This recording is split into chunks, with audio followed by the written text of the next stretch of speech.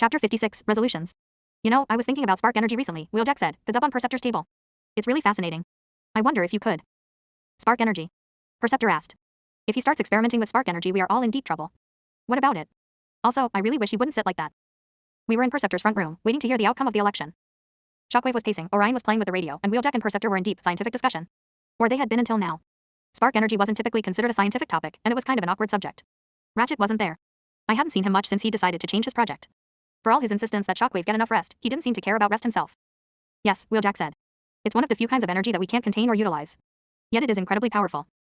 Part of the lack of research on it is because it is only generated in our sparks, and to harvest it would be to kill Mecha, Perceptor said. And I truly wish Shockwave would stop pacing. He's making me nervous. Well, I wasn't thinking about using it, really, Wheeljack said.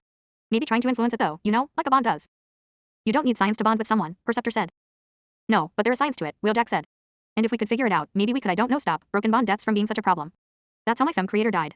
When my mech creator offlined, she went with him, Wheeljack looked down. I didn't mean to say that. Oops. Shockwave walked past the table for the 1048th time. We still had about a quarter of a jour to wait. Shockwave's other friends were going to show up sometime soon, and we'd invited Ratchet, but he probably wasn't coming. How would you do that? Perceptor asked. Well, the reason they offline is because of spark resonance, Wheeljack said. The two bonded mecha have this synchronization between their sparks, and when one dies, it causes the other spark to try to mimic the pattern, and that can kill them, right? Perceptor nodded. Yes, I'm aware how that works. And of course it works the other way too, and it's harder to offline someone who's bonded because they've got another spark they're trying to copy. Actually, Perceptor said, talk to Ratchet about that. I think that causes more problems. A heavily damaged mech spark will go into a lower energy state to conserve power, but if they're bonded, their spark activity won't drop as much, and they can burn themselves out. Really? Wheeljack asked. I believe so, Perceptor said. Like I said, you ought to talk to Ratchet about it. Okay. Well, in any case, if we could mimic spark resonance, then we could make all sorts of medical advancements. Imagine being able to use a machine to influence someone's spark pulse. Sending mecha into stasis would be less difficult, and stabilizing their sparks would be less dangerous. It's a thought, Perceptor said. It sounds risky, though. Are you thinking of actually looking into this, or is it just another idea? Most of my ideas are a little more flashy. Perceptor nodded. Primus knows that's true. But this one could actually help mecha. I'm not sure if I'm going to look into it or not, but I'll keep thinking about it, and maybe do some preliminary research. Perceptor nodded. That sounds like a good plan, Orion. Yes, Perceptor. Orion looked up from the radio, which was now broadcasting a report from Can about the gathering rebellion there. Could you turn that off? Why? This is important. Important? Perceptor asked. They're having social unrest in Can. And there's that, what's his designation? Megatronus, Orion said. He's amazing. Perceptor, surely you don't think our government isn't corrupt? Megatronus is justified in standing up for the underprivileged masses. Someone's got to. Perceptor shook his helm. He preaches overthrow and destruction. He claims, Shockwave finally stopped pacing, that there's illegal, government-endorsed slavery in Can, as well as government-supported gladiator rings. It is most certainly something to look into, but I'd agree with Perceptor in saying he's a little radical. We all just sit here and do nothing, Orion said. While sparkling starve, and the government makes our friends disappear, and when someone stands up to fight against that, we call him radical. He's a puppet, Shockwave said. If what he says is true, then he's a slave and a gladiator. The mecha who own him are using him to gain popularity. I'm sure his fights pull more of a crowd than anyone else's, because of his followers, those poor mecha who believe he can save them from their poverty. They're only serving the system even more by paying to go see him. Orion looked down, and the lull in the conversation drew everyone's attention to the radio, where they were replaying one of Megatronus's speeches. Can change things. It begins with remembering. Remembering your friends and family, your fallen loved ones. You fight for them because they would have wanted a better end for you, and for your creations because you want a better end for them. The deep, powerful voice was drowned out by cheering, and then that faded out, and the reporter came back in. He may just be a gladiator, but his voice has swept through the city, and now hundreds of thousands listen to him and dream of a better life. Strangely enough, there doesn't seem to have been any attempts by his superiors to stop him from giving speeches during his fights. It's a widely accepted theory that they're happy about the publicity he's receiving. See, Shockwave said. I don't think it's real. It's possible he's just an actor of some sort. They know the public will respond to this, so they have him shout pretty words about addressing social ills and rising up to fight the corrupt institutions. Their biggest danger is if mecha listen to him and get themselves hurt. I wonder who writes his speeches, though. Orion frowned. I didn't think about that, but what if it is real? What if he's telling the truth? Then I wish him luck, Shockwave said. If he's telling the truth, then he and I are on the same side. We do all know there are things that need to change in our society. I just don't know how well he's going to do. He's only reaching people who are going to those gladiator fights anyway. Not really, Orion said. He has representatives in the crowd recording them and distributing them. They have to be careful, of course, because the Mind Lords do not want anyone recording and distributing the fights. But most of his speeches can be found if you know where to look. Sometimes they even get broadcasted. He gestured to the radio. How much do you know about this? Shockwave asked. You haven't mentioned it before. I've been following it, Orion admitted. I found a recorded speech of his a while back and then went looking for more. They're really good. I doubt he comes up with them himself, Shockwave said. There are plenty of good writers out there, willing to work for a little credit, especially for something like this. You all want to tear this down, Orion said. But. Because it doesn't happen, Perceptor said. This is like something from an old legend. A slave uprising with a strong charismatic gladiator for a leader, it sounds staged. You can hear it in his voice, Orion said. He really believes this? We're not saying it's impossible, Orion, just that it's improbable, Shockwave said. There was an entry request Shockwave's friends. Perceptor got up to let them in, and Shockwave went back to pacing. So, if this Megatronus person? Wheeljack frowned. Why is he called Megatronus? Why haven't I heard about this before, by the way? Soundwave, have you heard about him? Not out loud, but I picked up a few things here and there. He wasn't particularly well known up in Yukon. Can probably cared more about him. Shockwave only knew about him from his current events class. Orion was the only one who I'd heard who actually thought he was interesting enough to pay attention to. Though that part of the speech, it had been pretty good. That was what really mattered to us, our friends, our family, and our own freedom and well-being. We could all be in danger because of the way the government was going. What had happened to Searchlight proved that. Well, time would tell if this Megatronus person was serious. I only hoped Orion didn't get caught up in something dangerous. Not only was he naive, he was stubborn about it. Perceptor came back with Shockwave's friends. He stopped pacing again and smiled faintly at them. Did you get to look at the polls? No, Paradigm said. You know we can't, not unless we hack in. Don't worry so much. They'll announce it over the radio in 6 screams. Shockwave took a deep vent. Hey, Paradigm said, putting a hand on his arm. Are you all right? Just nervous. If I don't get in, all this work we've done has been, well, it's just been a waste, hasn't it? I'm really sorry in advance if that happens. You've all sacrificed so much to bring me to the point I'm at, and I'm so grateful. None of you can imagine how grateful I am. Oh, Shocky, Paradigm said. Don't be ridiculous. It's been an honor helping you. Also, you're going to win. The odds are overwhelmingly in your favor. Which means I have maybe a 50% chance of getting on the Senate, he said. Even if I pull a win here, the council has to approve me and there's no certainty I'll win here. Maybe I have overwhelming odds, but the vote is rigged, and we all know it, and I don't have the support of the political science department. He took in another deep vent and shuttered his optics. I'm going to lose, I just know I'm going to lose. Why am I so worried about this? I felt for him, but he was making me nervous, and now there were just barely enough mecha in the room to be distracting, so I pulled my range and so, it just covered Wheeljack and Perceptor at the table. Wheeljack tried to start up another conversation, but the atmosphere in the room was too tense for small talk. We waited as time ticked down. Orion set the radio on the right station, so we'd hear the news. 3 breams to go. It felt like ages, but even Perceptor and Wheeljack were too anxious to talk. We waited, listening idly to the news on the radio, though it was nothing particularly interesting or pertinent. Then finally, the news started talking about the elections. Voting had started the Orn before, but the last votes had just been cast, and now it was time to hear the outcome. Well, the votes have just finished coming in for the Yukon Academy representative on the High Council.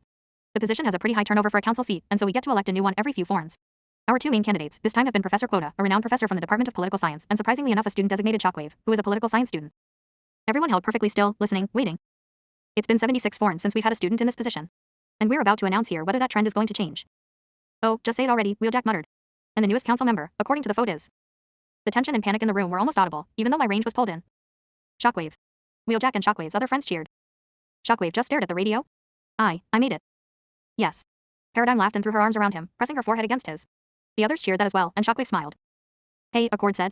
Mex, let's celebrate or something. Youngest senator ever, Wheeljack said. Good job, Shocky. Third youngest, actually, Shockwave pulled away from Paradigm and let out a relieved sigh. Well, that was terrifying. Let's go get some high grade, Dion said. Come on. I should probably work on. Not this time, Accord said. You're not working anymore this Orn, Shockwave. Come on, Paradigm, help us drag him to the nearest oil house. The rest of you are welcome to come. Orion and Wheeljack went with them, but Perceptor and I opted out. Perceptor turned off the radio once they were gone. Well, he said. This has been rather exciting, I will admit. He smiled. I hope Shockwave manages to make the changes he wants to. He's a good mech, isn't he? I wonder what it's like inside his helm. He's good, I agreed. He put the rest of us to shame with how hard he was willing to work, and how much he was willing to sacrifice. I surrounded myself with very, very good mecha who I could never hope to be like, didn't I? Ratchet, Orion, Shockwave, Perceptor, Searchlight. I was drawn to them because they didn't judge me for my missing faceplate, and because they could be trusted with my secrets.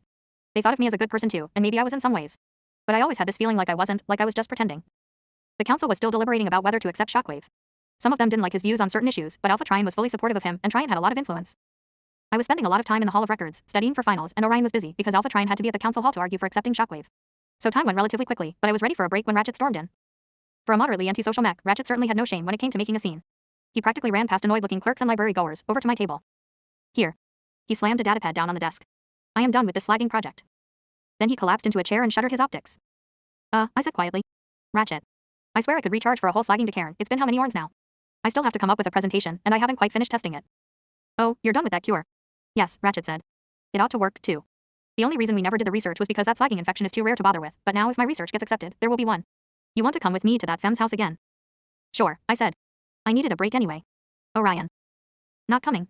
I went and asked, he's busy. Ratchet stood up again and subspaced his datapad. Let's go. I followed him out of the library, very aware of the many pairs of optics watching us as we went. We got out onto the streets of Yukon. I had been starting to worry about Ratchet. Final started in 3 Orns and I had barely seen him since the elections. Ratchet really needed to rest. I wasn't going to tell him that, though. He yelled at me enough as it was, I didn't want to encourage it in any way. We saw some of Orion's beggar sparklings as we went, and a few even came over, all disappointed Orion wasn't with us but happy to see Ratchet anyway. We got to the femme's apartment, and I was surprised again at how small and dirty it was. This time, a mech opened the door and frowned at us, wondering who we were and whether we were lost. Hello, Ratchet said. We came to see Nation, this is the right house, isn't it? She's sick, the mech said. You can talk to me. Yes, Ratchet said. I know she's sick. I'm a student from the academy, and I. Oh, he said. Yes, she told me about you. I really hope they know what they're doing and that this isn't some sort of prank. What's that creepy drone doing with him? I guess you can come in. I ought to make him leave the drone outside. We walked in past him. Ratchet could sense his suspicion and hostility, but completely dismissed it as irrelevant and unimportant. He led the way to the back room where Nation was lying, optic shuttered an engine, making a painful, raspy sound. Ratchet knelt by her berth, suddenly very concerned. Nation. She unshuttered her optics. Oh, you Ratchet, right. She coughed a few times. I'm sorry, I've gotten worse since you came last. It should be all right, Ratchet said. I've developed a cure that ought to work. I don't know what the side effects are for full mecha yet because I haven't tested it on anything but a turbo rat, but it might help. Thank you, she smiled, then her engine coughed a few more times. I flinched in sympathy. She was working very hard to hide her pain. I'll have to come back every Orn and check on you, and I'll want to do some scans and things and keep track of your progress. Is that all right?